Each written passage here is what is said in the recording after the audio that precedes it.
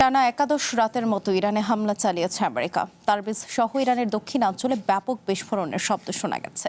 আকাশ প্রতিরক্ষা সক্রিয় করা হয় রাজধানী তেহরানেও। যুদ্ধে ইরানের হামলায় আমেরিকার ৫ শতাধিক সেনা আহত হয়েছে বলে জানাচ্ছে বার্তা সংস্থা এপি। এদিকে দূরত্বের গুঞ্জন উড়িয়ে সৌদি আরবের পরমাণু কর্মসূচির অনুমোদন দিয়েছেন প্রেসিডেন্ট ডোনাল্ড ট্রাম্প।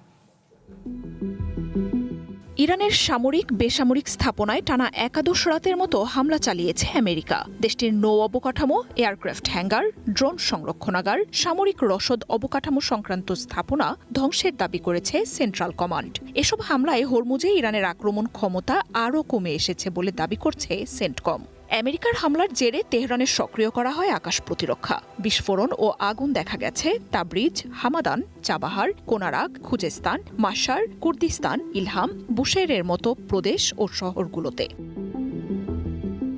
জবাবে মধ্যপ্রাচ্যের বাহরাইন, কুয়েত, জর্ডানের মতো দেশগুলোর আকাশ প্রতিরক্ষা, রাডার সিস্টেম সহ সামরিক বেসামরিক অবকাঠামোতে হামলা অব্যাহত রেখেছে ইরান। হামলার জেরে ইরানের রাষ্ট্রদূতকে তলব করেছে কুয়েত।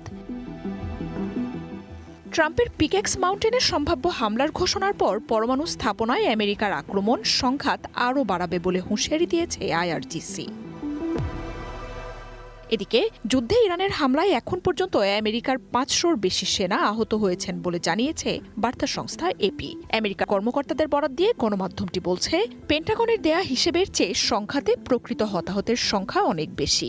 সামাজিক মাধ্যমের পোস্টে ইরান যুদ্ধে আমেরিকার ১৮ সেনা নিহতের তথ্য প্রকাশ করেছেন প্রেসিডেন্ট ট্রাম্প। এর মধ্যে নতুন করে জর্ডানে এক সেনা নিহতের কথা নিশ্চিত করেছে পেন্টাগন।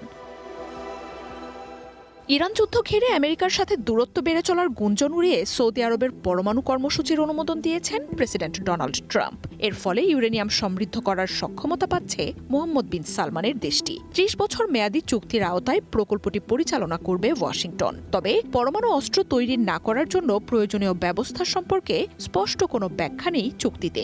শিগগিরই চুক্তিটি কংগ্রেসের অনুমোদনের জন্য পাঠানো হবে।